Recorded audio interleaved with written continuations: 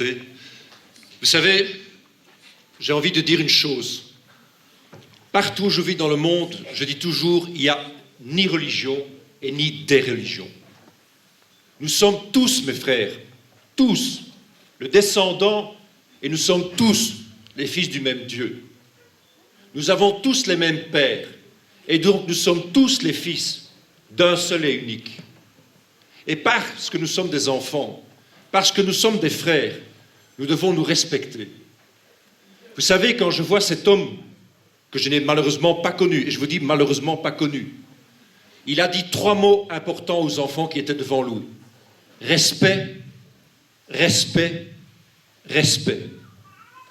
Et sa définition même de sa vie, par rapport aux autres, dit tout de sa pensée. Et cet homme qui est mort, il n'est pas uniquement musulman et il ne fait pas uniquement pleurer les musulmans. Quand un homme comme celui-là meurt, il doit faire pleurer le monde entier.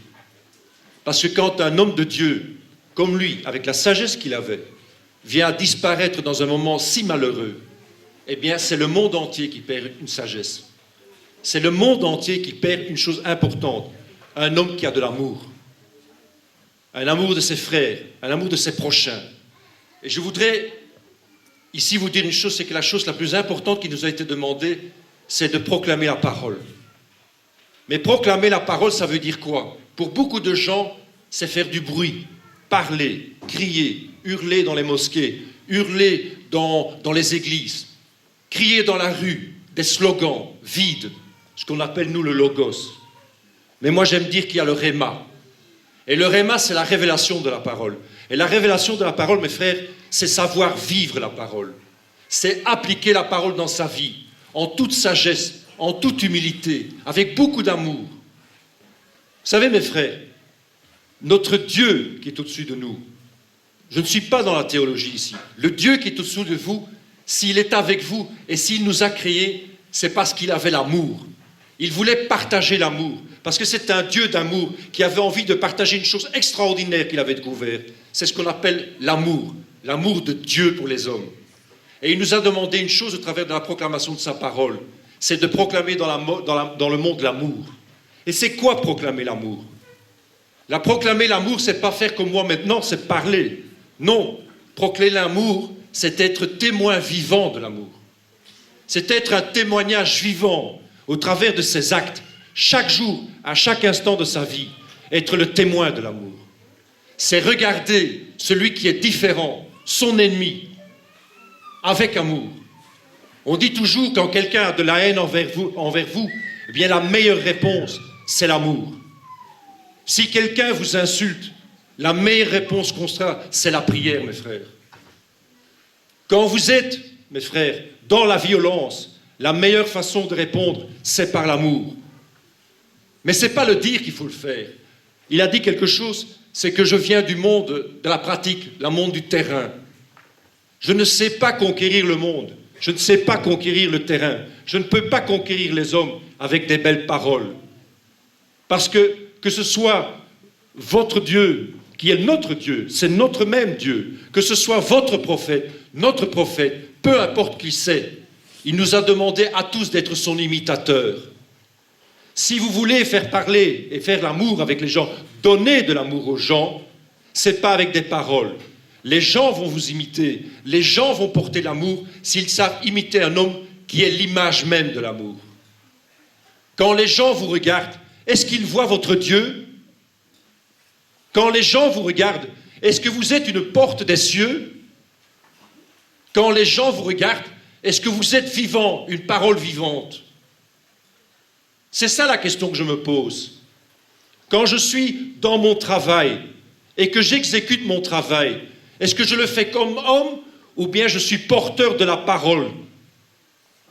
Parce que moi, même si je travaille au chemin de fer dans la vie de tous les jours, si je m'adresse dans la chair et dans le sang vis-à-vis des autres, je ne suis pas un chrétien. Si vous êtes musulman et que vous vous adressez dans la chair et la violence avec vos collègues, vous n'êtes pas de votre prophète. Dans la vie de tous les jours, vous devez agir différemment. Quand quelqu'un vous voit dans votre vie de tous les jours, il doit dire qui est cet homme? Pourquoi agit-il comme ça? Qu'est-ce qui vit en lui? C'est l'amour de votre Dieu. Et les gens, vous voyant, doivent voir l'amour de Dieu. Et c'est pour ça qu'il y a des problèmes dans le monde. C'est pour ça qu'il y a la violence dans le monde. Parce que nous sommes toujours à parler, faire des grands discours, à faire des prières à tour de bras, qu'on n'a même plus le temps d'agir. Je n'ai pas dit qu'il ne faut pas prier. Je n'ai pas dit qu'il ne faut pas aller à la mosquée. Je n'ai pas dit qu'il ne faut pas aller à l'église. Ça, c'est un temps de communion avec Dieu. Mais Dieu, pour que nous puissions un jour accepter et recevoir le royaume des cieux, il veut d'abord que nous soyons des paroles vivantes, que nous soyons des lumières dans le monde. Votre imam était une lumière dans le monde, était une sagesse dans le monde. Vous savez, quand on voit cet homme, il était simple, humble, il était amour.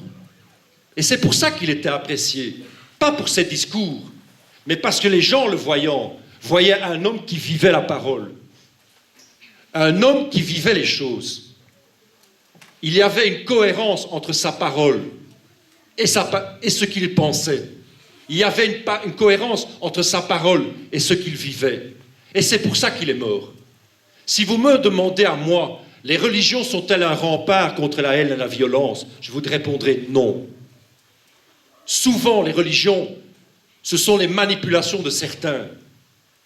Vous savez que si vous lisez la parole, il n'y a nulle part le mot de religion dedans. Dans la parole, le mot de religion ne vient pas. Religion vient du latin. Et ce sont des non-croyants qui ont inventé le nom religion pour désigner ceux qui vivaient suivant un certain concept et une certaine relation avec Dieu. Nous avons tous un seul Dieu, un Dieu d'amour. Vous savez, mes amis, quand vous êtes dans la rue, peu importe qui vous rencontrez, Dieu ne vous regarde pas, que vous ayez une barbe, que vous portez quelque chose sur la tête, que vous avez les chaussures propres ou les pieds lavés. Dieu ne regarde pas ça. Ce qu'il regarde, c'est votre cœur. Est-ce que quand vous êtes dans la rue, que vous rencontrez un de vos frères, que vous rencontrez quelqu'un dans la pauvreté, que vous rencontrez quelqu'un qui n'est pas de votre religion, dans quel état est votre cœur? Dans quel état est l'intention de votre cœur? C'est la seule chose que Dieu regarde. C'est l'intention de votre cœur. C'est l'amour que vous portez pour l'autre. Alors si vous voulez me demander dans la vie pratique ce que c'est, être une barrière contre la haine et une barrière contre la violence, c'est simplement vivre l'amour. C'est regarder l'autre en disant, celui-là qui est devant moi, qu'est-ce que je puis faire? Qu'est-ce que je puis donner de plus profond de moi pour que sa vie puisse être transformée? Quand il me regarde, qu'est-ce qu'il voit en moi? Est-ce qu'il reçoit de moi ce dont il a besoin? Quand je déverse sur lui la parole, est-ce que c'est ça qu'il a besoin de moi à ce moment-là? Ou est-ce qu'il a besoin d'un regard nouveau, d'une oreille nouvelle? Vous savez, si vous êtes un véritable fille, une véritable fils de Dieu, quand les gens vous écoutent ou que vous écoutez les gens, c'est Dieu qui écoute les gens. Parce que si vous êtes un véritable croyant, c'est Dieu qui vit au travers de vous. Mais est-ce que vous êtes à l'image de Dieu? N'oubliez pas le début de la Bible, le début du Coran. Je crois que c'est dedans, si je me trompe. Nous étions tous à l'image de Dieu. Aujourd'hui, quand Dieu nous voit, est-ce que nous sommes à son image? Est-ce que nous représentons l'amour? Est-ce que nous représentons la vérité de sa parole? Il nous a demandé de tous proclamer sa parole, mais non pas uniquement en lettres, non pas uniquement par des livres, mais par des actes. Si je vis sa parole, si je proclame sa parole par ma vie, par mes actions, par chaque instant, en regardant ma frère, mon sœur, non pas par la différence, mais par ce qui nous réunit, est-ce que vous pensez qu'il y aurait des guerres dans le monde? Vous allez dire que je suis utopiste? Non. Parce que c'est ce que je vis sur le terrain. Quand je vais sur le terrain, je ne dis jamais que je suis pasteur.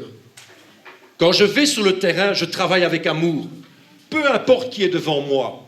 Et il y a un moment, il me demande, pourquoi tu fais ça? Pour qui es-tu? Et à ce moment-là, je proclame la parole. Mais peu importe cette parole. Si cette parole n'est pas basée sur l'amour, si cette parole ne peut pas aider l'autre à sortir de sa violence, parce qu'elle est là la violence, mes frères. La violence, c'est d'avoir son frère et sa sœur là où il ne doit pas être. La violence, c'est de voir que l'autre n'a pas ce qu'il peut avoir et ce dont il a droit d'avoir. La violence, c'est de passer à côté de l'autre sans le regarder, en sachant que lui n'a rien et que vous avez tout. La violence, mes frères, c'est d'être à un moment avec la haine dans son cœur, la haine dans son regard, parce qu'on se croit être le porteur de la vérité et de la réalité du monde. Je ne sais pas combien de minutes il me reste. 2 minutes. Pour conclure, ce que j'ai envie de vous dire, mes frères, c'est que je suis heureux d'être ici ce soir. Parce qu'en étant ici tous ce soir, peu nombreux malheureusement, parce que ceux qui sont porteurs d'amour et de vérité souvent sont très rares dans le monde, mais je suis content que vous êtes tous là. Malheureusement, on n'est pas assez mélangés. Beaucoup de gens viennent du même endroit, de la même origine. Mais j'espère que la prochaine fois qu'on puisse se réunir, il y ait les enfants de tout le monde, mais qui sont tous des enfants de l'amour. J'ai terminé. Merci. Voilà, c'était le discours franc sincère du pasteur évangéliste protestant Serge Jacobi. Alors je tenais simplement à rappeler un fait, c'est que les organisateurs ont bien évidemment invité la laïcité structurée ou organisée. Et donc l'idée n'est pas ici, l'objectif n'était pas de se retrouver entre religieux. La plupart des personnes d'ailleurs qui sont sur le podium ne sont pas proprement parlé des religieux, ce sont des croyants, pratiquants, mais qui sont avant tout des citoyens belges, européens et autres. Et donc malheureusement, on n'a pas eu de réponse du CAL. Voilà, ceci devait être dit. Et je pense que c'est important de préciser que l'association a fait le maximum, son maximum, pour ouvrir le débat à toutes les confessions et croyances. Alors, je vais céder la parole à Shaima Galen. Merci. Merci, Monseigneur.